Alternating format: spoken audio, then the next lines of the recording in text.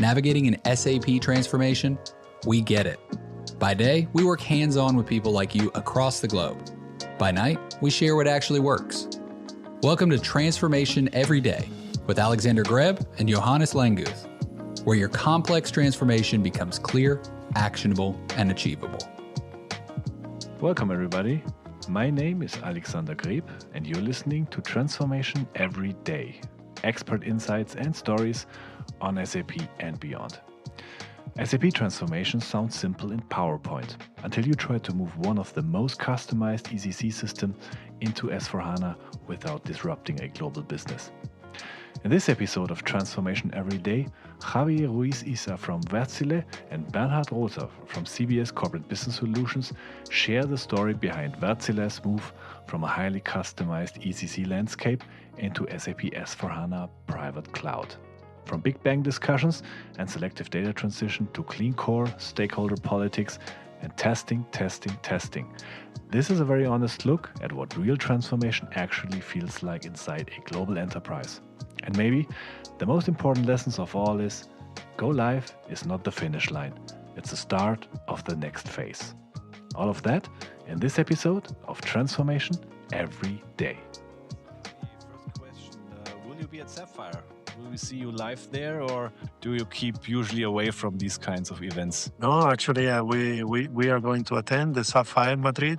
I think that I will not be the only one. I will join also from the other colleagues from Wärtsilä, mainly from IT organization and as well from my team, which basically we represent the finance and control business side in connection with IT. That's great. What do you expect? Have you been already at Sapphire's? No, actually, I have been in Orlando a couple of times, and this will be my third one. Okay. I think that now the things are different because now it's everything about S/4HANA and the innovation. So two big questions. I think that one of those ones, we have already done it. So how to get into S/4HANA? That is what Wärtsilä has achieved recently. And now the second question, I think, is still to be answered. So what will be the path for innovation and in terms of business? Because we need to really materialize, I would say, the value creation of this big investment that represents to migrate to S4. Perfect. What's also perfect is that we not only record, but we have two very special and friendly guests today, Mr. Javier Ruiz and Bernhard Rother. Gentlemen, please could you start first with introducing yourself, maybe 2 or 3 sentences, who you are, what makes you special. Javier, maybe start with you. So, I'm Javier Ruiz. I'm working for Wärtsilä. That is a Finnish company located in Helsinki, as a headquarters is located in Helsinki. We are producing engines which are installed in ships, in big vessels. But at the same time, the same engine is used to, I would say, to build power plants to generate electricity. In that organization, we are around 18,000 people around the world. It's a quite worldwide with international footprint in that company. Mainly and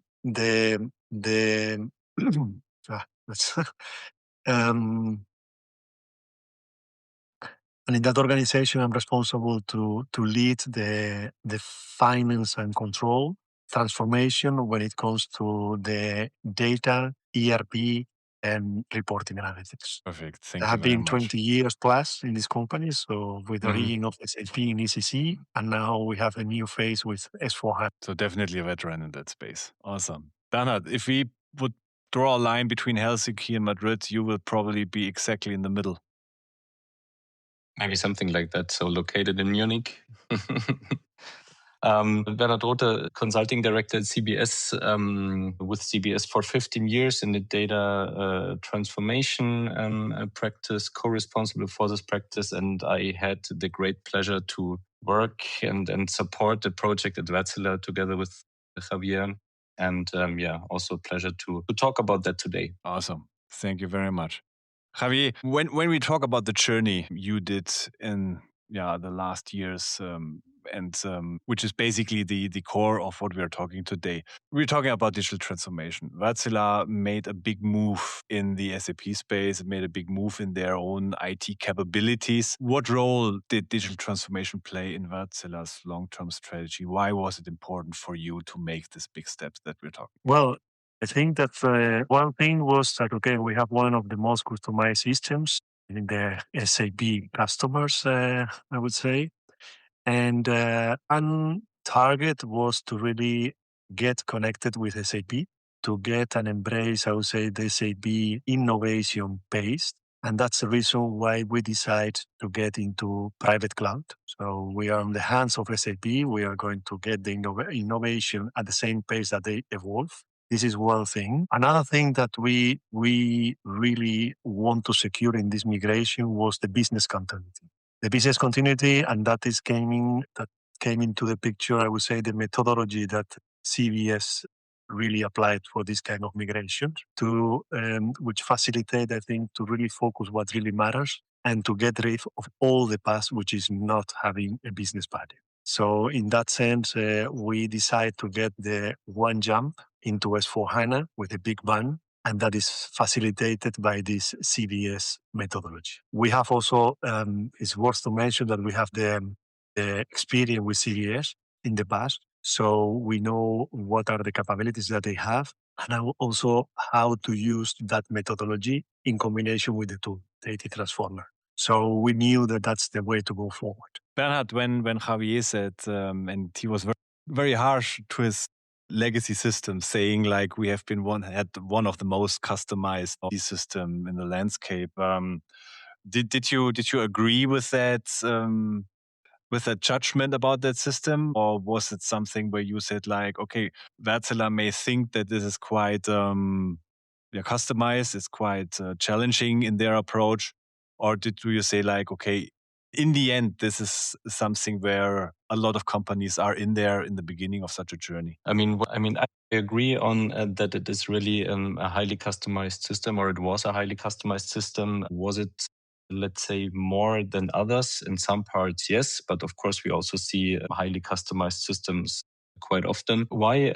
Those ERP landscapes, they're optimized quite well for the past, for supporting the business model, for stability, local efficiency, and the custom business needs. This is why we have those customizations. And of course, this leads then to, let's say, big complexity and also technical depth. So this is what also the challenge was here. I mean, Javier, please correct me if I'm wrong, but those customizations, they slow down the change, and innovation becomes harder. But I would like to say that it's not about a bad ERP, something like that. It's more like a system that supported really the company's business model very successfully. That was like that. But it was no longer built for today's speed and innovation requirements. And this is why, and what Wärtsilä also did, they saw this kind of business or ERP transformation as a strategic necessity and not a technical upgrade. Which is always a best practice. When you come out of a highly configured system, move into to the new world, it's always a best practice to say, okay, we also want to change the way we actually work and cope with these kinds of systems.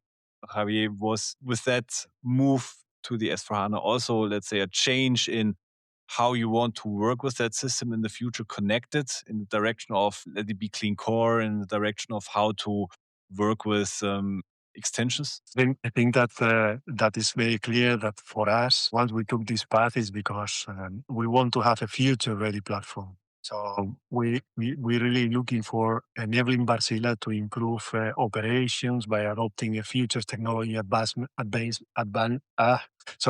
Wärtsilä to improve operation by adopting future technology. And I think that is important to mention that, okay, we want to have, I would say,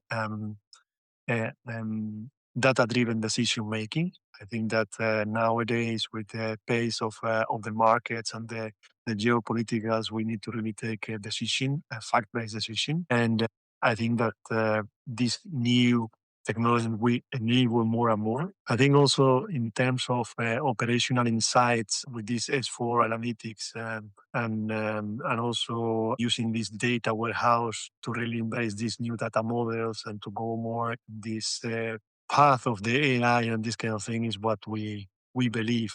And therefore, that's why we get at the same time the SAP Cloud Private, because we want to get the innovation at the same pace that SAP is doing. What did actually back up your decision? Was this strategic to say we have to really start with a different approach here? Or was it, let's say, a one-person decision, top-down, saying like, okay, this is the way to go? Well, I think it's like in any change management, it takes time. Because at the beginning, when we started with this S4HANA program, the organization was having the understanding, okay, we are going to have a revolutionary approach. We are going to change everything. Business was, okay, this is an opportunity to address everything that is not working before, or nobody has been listened to this need and this kind of thing. Let's drop that one into S4HANA program. So at the beginning, the biggest challenge that we face is to really to manage all these expectations from the moment that the project was launched. So, and how to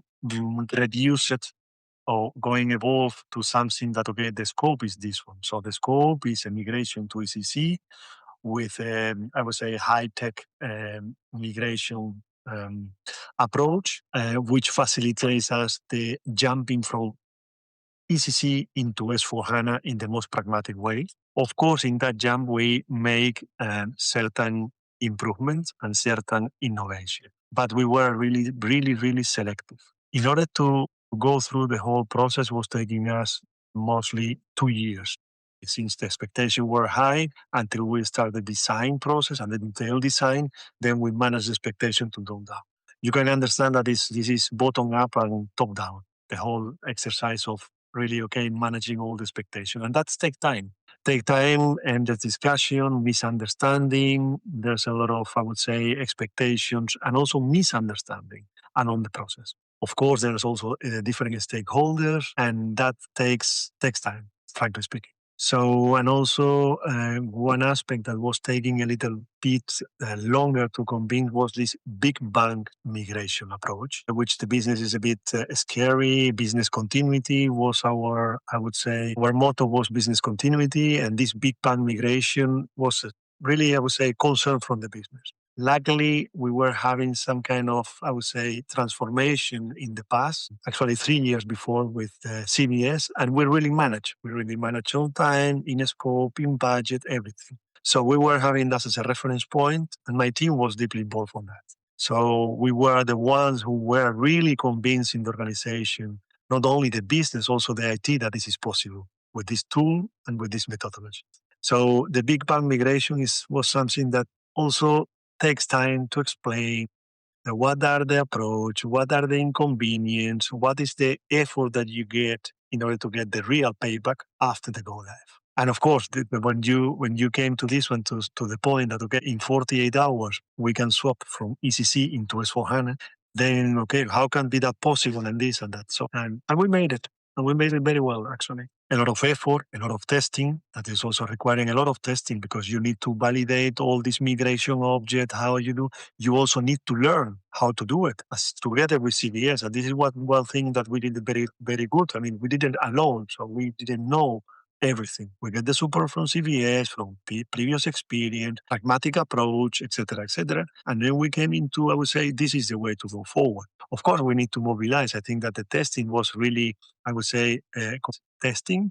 We test more than X amount of objects. We validate. We keep it in a very reduced team of people, not only technical people, also people from the business, but very reduced because you will really surprise with a small thing in this migration, change the whole migration thing. And maybe it's just a small adjustment. And 25 of 22 million records are wrong because just one parameter. So you need to keep it in a small team that they have the knowledge. They build the knowledge in every round of test. They build more knowledge and more understanding how things are going. And that is also a key success. So don't underestimate the testing, in my view.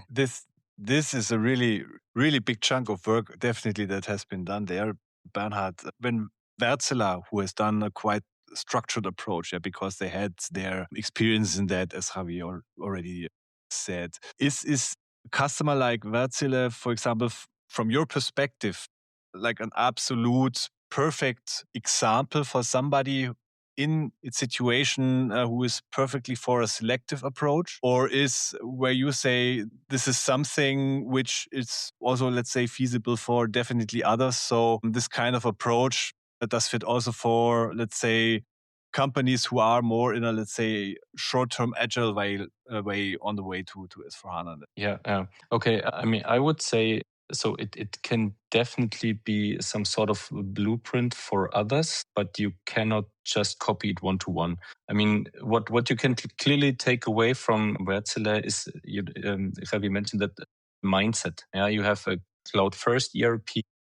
You have the selective data strategy, and you have a clear understanding that ERP is an enabler for innovation and not the final destination. And I perceived also Wärtsilä as a very well organized organization, and very well, Javier mentioned that, very well in really testing end to end. And this is something that really does not come from day one. You have to learn that. What needs to be tailored also for other organizations is how you get to this result. So Wärtsilä was choosing the Big Bang approach, but of course you can also choose a phased approach. You have to check, or you see how much change and innovation you can take on at once. So not taking in everything that you might consider, but really see what the organization can absorb and how ready also the organization is and the governance really is. Because those factors, that is what we also see out there, is they differ significantly between the companies, and this is really a success factor for the initiatives. So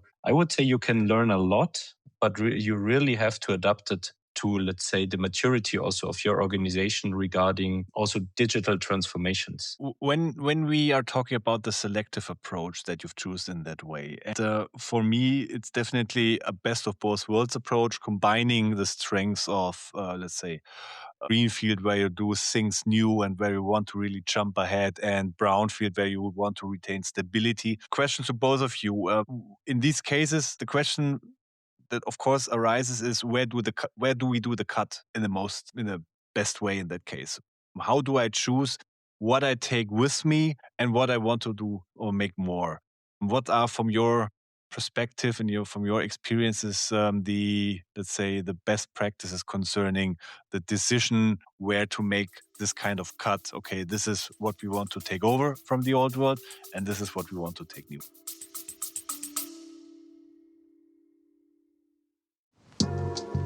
Hi there. Quick break for a short message before we go right back to the episode. Enjoying the insights and stories on transformation every day? Want to make sure you never miss an episode packed with practical tips and best practices from the SAP world, featuring conversations with some of the most interesting people in the SAP universe? Then hit that subscribe button on your favorite podcast platform, whether it is Apple, Spotify, or any other you use. And if our podcast brings you value, we would be incredibly grateful if you could leave us a 5-star review and share it with your friends and colleagues. Your support means the world to us. Thanks so much, and happy listening.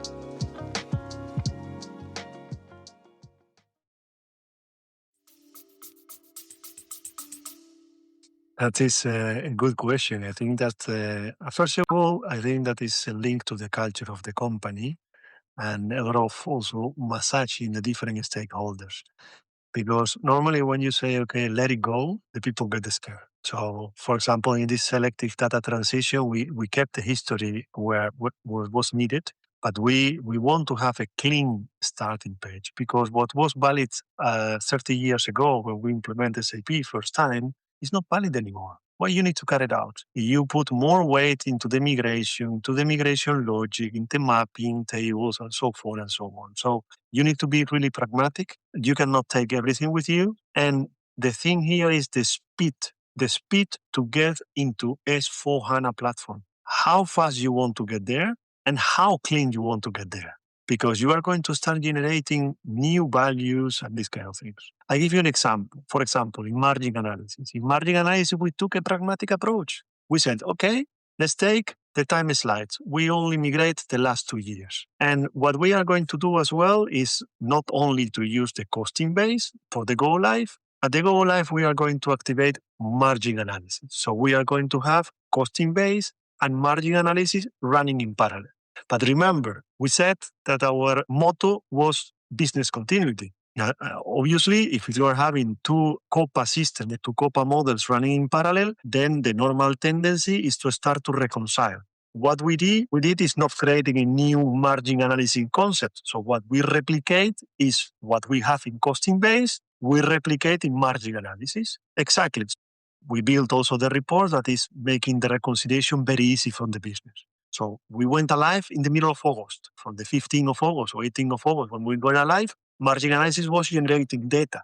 Of course, we need to wait until September closing to make the first reconciliation between costing base and margin analysis, because we have the full September month already generated. And we were seeing small things here and there, even though that we replicate in margin analysis the same thing that we were having in costing base. This is a pragmatic approach. You can make also your life more difficult and say, okay, no, let's build something new completely. And let's wait also and also migrate the historical data to try to replicate in margin analysis based on new concept. You can make your life as complex as difficult, but then you don't keep focus what is really the target. Really the target is to get into S4HANA, to really embrace that technology as soon as possible with the less disturbance as possible. So business continuity is a must to have, and not losing time in reconciliation, trying to explain to the business, now this is different, make it as simple as possible for the business, because the adoption is key.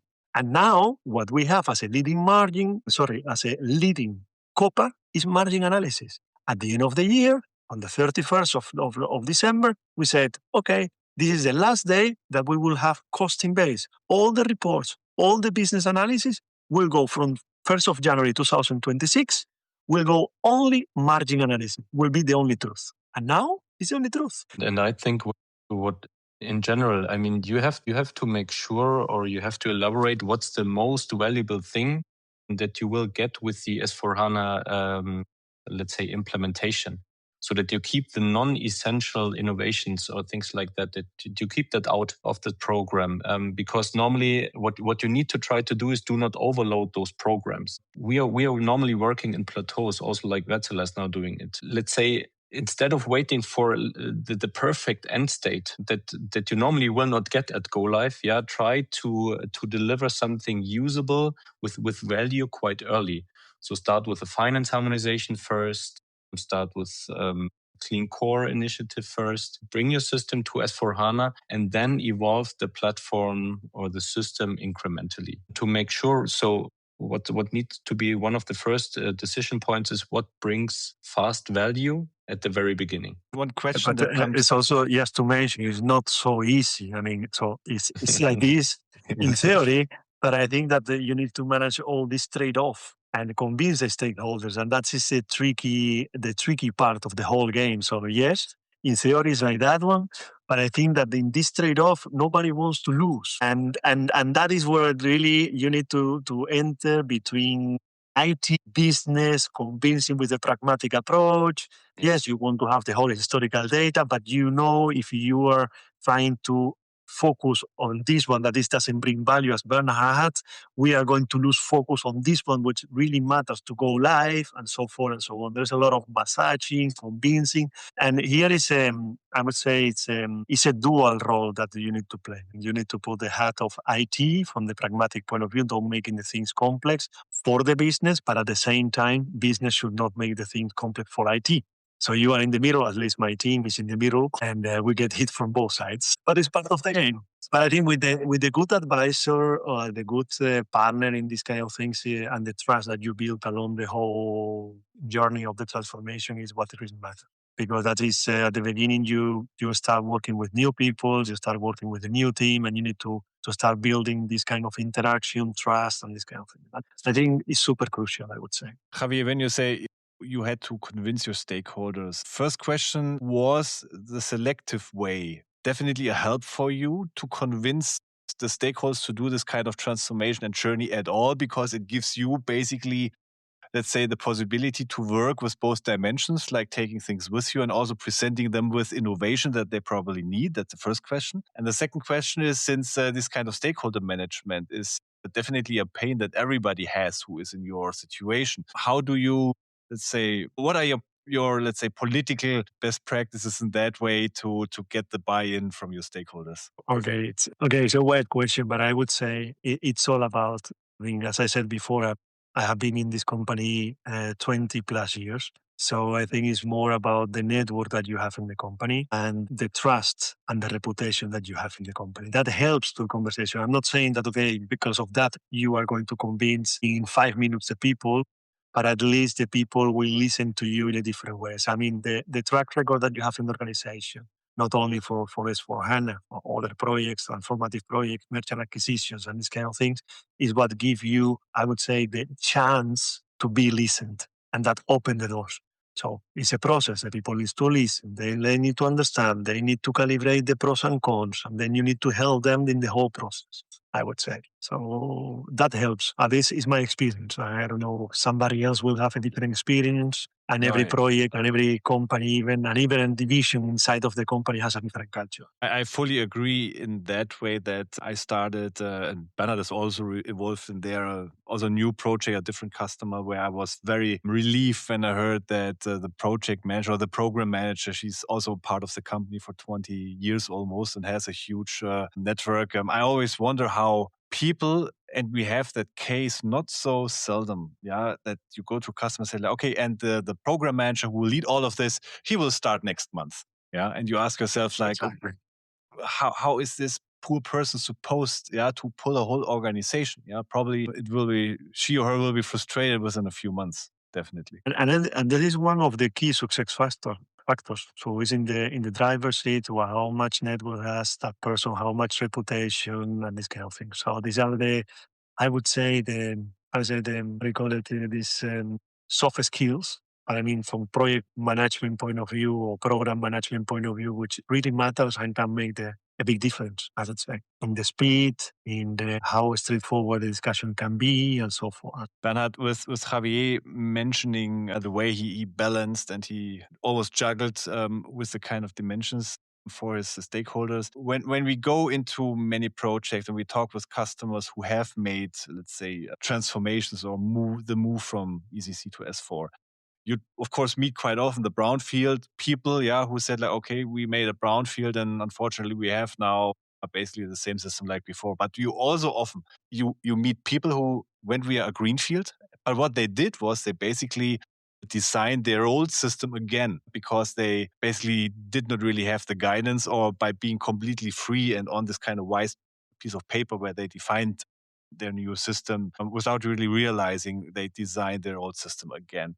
Is a selective transition in that way maybe the best way to drive innovation? Because on the one hand, since you also carry things over, you got the clear view about what's basically legacy, what is the things we take over, and what is actually the things we want to make new. Yeah, so I would say yes, if the organization is prepared for that.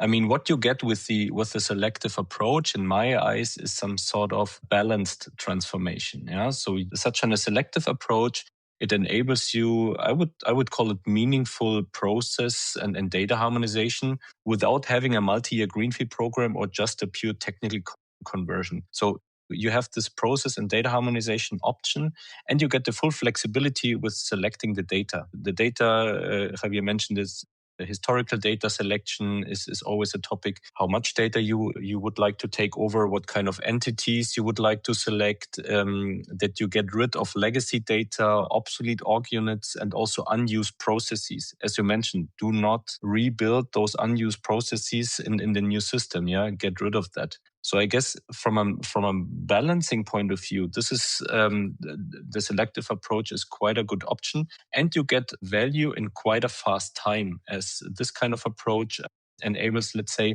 a clean and harmonized S4HANA core from day one. But you always have, of course, the option to take over or to address non-critical innovations after the go live. But focus really on what you require. And therefore, I would say that's maybe the best option that we have out there. Yeah, so elaborate on that one, because, for example, in our case, we made the selective data transformations.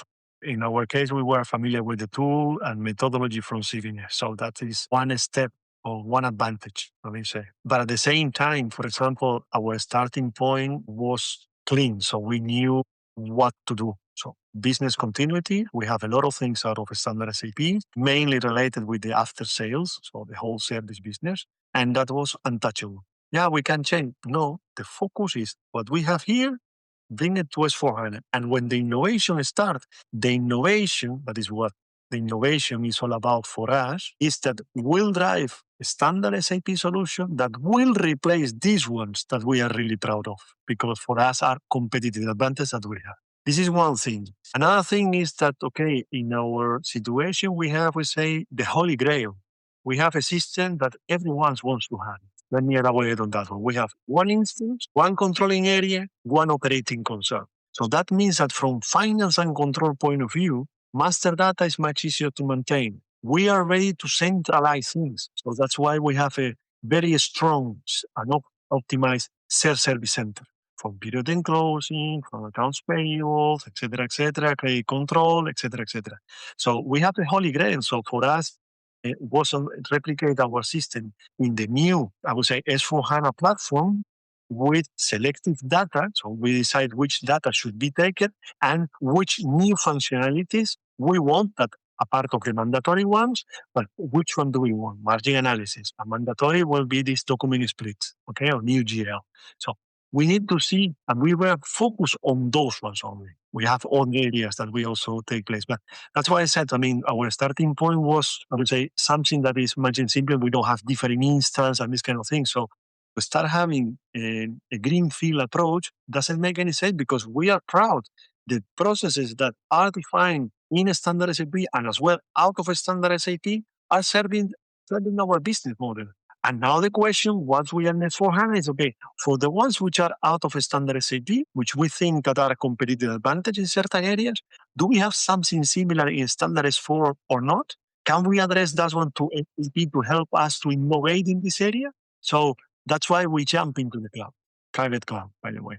So it's a really thoughtful process, because there's a lot of implications. Also, when you go into the cloud, I would say the way that you need to handle the cloud and the supportive model to maintain enhancement requests, tickets, etc., and how often, regular basis, SAP will make an upgrade. Are you ready to this upgrade? Because it's not only a technical upgrade, will bring new functionalities, so you need to be aware of those. So the whole IT organization also will be impacted on the way that they will handle those upgrades and new functionality option and so forth and so on. But you mentioned you basically designed the whole program to not stop at the go live, yeah, like so often happens, so that people tend to think it's in our genes. Yeah, when there's a go live, yeah, we say like, let's have a party. We made it, yeah, and now let's go back to our daily business. But you definitely deliberately said like, we will not stop after that. We, as far as I understood, you postponed deliberately things for after the go live to make them happen there. And also you talked about the, let's say, the upgrades and the new functionalities which come in after the go live on a periodic way. How did you redesign your organization so that this, let's say, ongoing optimization is made possible? Okay, now we entering back to the business, no? So it's after the go live, no? After the hypercare is closed and everything. So now we go into the project portfolio management. Now we have different kind of initiatives that become a project, and those one is where the business is now in the driver's seat, and IT is enabling those tools. Okay, IT and external partners. So now we are going to drive different projects as a portfolio management. We need to set up the priorities. We are setting up the priorities. We know also the sequence of events, but this is from the business point of view. But at the same time, there's another layer, which is the IT, I would say, capabilities that need to really embrace that one with these SAP upgrades or new extensions and so forth and so on. So we have the business prioritization, sequence of events of priority from the business, and also the technical dependencies or enablers that should be in place at the right time to facilitate the whole business projects. We are there. We are organizing the whole project portfolio management. We have kicked off already projects that are already running. And now we are going to face now at the end of the year, the first upgrade after go live. And for that one, IT is also reshuffling, let's put it out on themselves, and what kind of capabilities, how much in advance we need to be aware of that, of the content of that upgrade, what really contains. For example, one question is, okay, how much of the next upgrade will contain AI use cases out of the shell that we can start applying, because that is quite attractive, because it's increasing the efficiency from the business,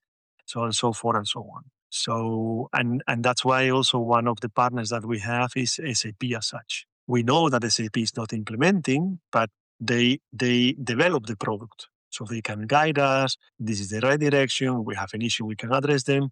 But also we have our implementation partners, which are also guiding us. I think that we enter in a new phase that nobody knows everything. So you need to really collect, cross-checking, evaluate, think, reflect, and take a decision. So when you look into the time plan, what are the things that you are, let's say, planning to get into within the next, let's say, 12, 18 months? Is there a strong focus on, let's say, implementing new stuff which is coming out? Or do you use this kind of, let's say, first 12, 18 months to up the game in the, let's say, areas that you have taken over from the legacy system? First of all, I think that the first priority is compliance. Compliance. Everything which is a legal requirement or tax requirement or legal, basically, will go first. That is a no-brainer, and this is something that we have already taken the decision, and that's why it is. So, for example, as an example of that one, we have now the IFRS 18. And that's something that should go live next January. So that's this compliance, it's overruling this business prioritization. So that is their own pipeline is for compliance. That will not go into any kind of conflicting with any other priorities. That's something that should happen. And when it comes to this initiative in the innovation side, I think there's three main areas. One area is in the service, in the after-sale processes. As I already mentioned to you, it's something that we have competitive advantage there, and there are certain things that we want to innovate. And in order to innovate, we need to start embracing slowly, I would say the standard SAP, in order to reach as much as we can the clean core. The second thing is in the consolidation and forecasting. In that one, we want to get advantage of, okay, where will be the new area of consolidation, which platforms, are we doing it in SAP or not? But what is sure there in the consolidation and forecasting, we would like to really empower that process with AI. So that is very clear, because I think that we can get quick wins there by applying AI. What will be the platform? Something to be decided. Definitely. And also, I think that we want to really reinforce even more, I would say, our shared service centers, which for us is a really competitive advantage. Long time ago, the way how we centralize things, as I told you before. So we want to really increase efficiency, to really automatize as much as possible. We have already a lot of automatized using RPAs, but now we need to go to the next level, applying agents and so forth and so on. I think that is very clear, the areas that we want to have. And the business is really focused on the service, the after-sales business. Then we have in the finance and control, consolidation, forecasting, etc., a new area, and then reinforcing our self-service center. And I would like to have also the opportunity here to highlight, I mean, when you go live, or after they go live, or during the whole process, people talk about this clean core, like the holy grail. Mhm. Clean core, and after they go live, you cannot go to the business to say, you know what, we will have a project which will bring us too close to a standard. The business will tell you, come on, I have a running system. I'm making my business. I have my targets for the year. So what do you tell me that now I need to spend money for something that is also already working for me? Why? So clean core is not a project itself. It's a design principle. So whenever you are going to innovate in the future, adopting whatever, or replacing something, or bringing something new, in core will be a design principle. Whenever you design something new, you need to say, okay, how can we safeguard the clean core? How we can brace standard SAP? How can we this extension outside of SAP, or this extension just to keep clean the clean core? Project by project, the target should be to get closer and closer to the clean core. And I would like to make this call because normally companies get confused along the way. Absolutely. And for me, I found out that the best way is, if you want to make a change, if you want to make an extension, ask the one who wants to have the change, what's the business case for that? Yeah. And if he can deliver a business case for this, no problem. We can do this. If he or she can't, I'm sorry. Yeah. Bernhard, when we've talked now about the phase after the go live, customers like Wärtsilä, where we've learned that they've basically had business process operational within 1 day after the go live. They have managed to stay mostly, not of course 100%, but mostly away from these kind of normal birth aches that you quite often have, which can lead to, all kind of different things. Have you experienced that, for example, customers who go the selective transition way, who find, of course, certain familiar things again after the go live are as such, of course, more comfortable, more in a safe space, so they find themselves better in the new system? Or is this something where you say like, okay, this definitely depends more on how you set up the project? I mean, in general, it's of course, it depends on how you set up the project, but I think this Wärtsilä way is quite a good example in how to really set up such a selective approach. Because what they managed really well, although I know there have been a lot of discussions at the beginning and it wasn't an easy way. The program was protected from overload. You managed very well to keep scope out of the project that doesn't really help you at the very beginning of S4, but really move this to a later stage. And although I know at the beginning we had some discussions, you managed to say no more often than yes, at least during the project. So you are really, it was really good to limit the scope and slice those changes so that the organization can absorb it. And there, I know we also had this project in the past that Javier mentioned, where we also learned it the hard way, but it was a very good preparation, let's say, for this project. So protecting the program from overload is a very, very important thing for me. And Javier, you mentioned that the decisions that you made, also here in the beginning, there have been a lot of discussions. You stick to these decisions because we had hundreds of scope and design decisions. But it was important to set up those guardrails quite early, that we will not reopen any resolved topics unless there's really new information available. And this helped you to keep the scope low and really started then with this kind of clean core principle from the very beginning. And this plateau thinking. I also mentioned that before. This plateau thinking for me is a key success factor. And also the expectation management that you mentioned at the very beginning. Not everything will be perfect at go live. This is something the organization must know and must understand. Because we are aiming for a stable value plateau. At the go live, the system must be stable. Is it a clean core? Is it a harmonized finance? But you continue your journey or with the improvement from there. And this is where this selective approach really can help you accomplishing this. Fully agree. Gentlemen, when you look now back, what are the, let's say, some kind of closing reflection? What are the major learnings that you put out of this joint initiative? And Javier, are there some things that you would say, okay, let's say these are the top 3 things you should consider when you approach this, and if you do this, there's a good chance that you come out in a good way? I think that Bernhard has already mentioned. I think first of all is to really define what we are aiming for. So I think that is a key principle before even to kick off the program. So what are we trying to achieve here? To get as soon as possible and as clean as possible to S4, and we postpone future innovation later on in the new platform? Question mark. That should be very clear.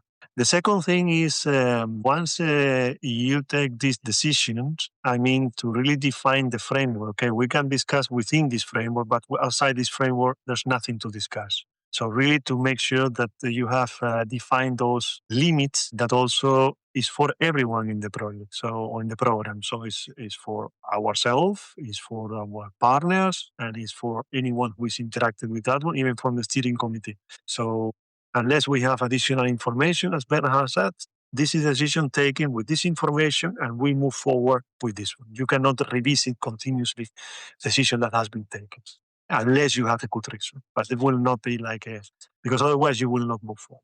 And I think that testing must. testing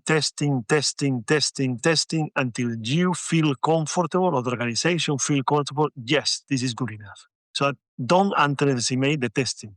Put efforts in the testing. Build the competence for testing and invest time, effort, and resources and money in testing, because that is the key of success. Of course, the design and this kind of thing, what I said before, managing the expectation, but this is the key. And once you have that one, then the cutover activities and the go live will be, I would say, you are on the hands of your partner or your implementation partner. So that's what it is. I think that nothing else to be added, I would say, from my side. Then Bernhard, this gives you the last words. What are the things you would point out on a billboard when it's all about how to have success in initiatives like that? Yeah. So first of all, I also would like to stress what Javier mentioned with the testing. I also highly recommend to invest in testing and let's say cut over rehearsals and make end-to-end testing really a priority, because this will not only, of course, will give you an, let's say, consistent system, but it will also build confidence for the business, for the users, that you will have a running system in the end. So that's definitely one of the main points. I was also already talking about not overloading the program. Yeah, I will not dig deeper into that, but maybe one thing last, don't see such an ERP transformation as an IT upgrade. Such an ERP transformation should be framed as some sort of business platform transformation, so that the target operating model, process harmonization goals, and business value are clear before selecting the technical path. And then you can choose wisely which kind of transformation approach fits best these kind of, let's say, business decisions. That's great advice. Gentlemen, last question. Javier, when people want to learn more about you, follow you, what are the best ways to get in contact with you? Probably LinkedIn? Or I think LinkedIn is, I would say, the platform for everybody. So it's like a universal database. So I think that they can reach me out in LinkedIn. So if they have any question or they just want to have a chat about any topic, just let me know. Or meet you in Madrid at the Sapphire, like we said. Or that's also an option. Perfect. Bernhard, I guess same on your side, LinkedIn the preferred way? Yeah, absolutely. Always reach out on LinkedIn. We can have a chat. Definitely. I will put the links to your profiles in the show notes. So thank you very much for taking your time and be part of this. Thank you very much. Great conversation, and already looking forward to the next one. Have a great day. Likewise. Bye-bye. Thank you. Okay. Bye. Bye-bye.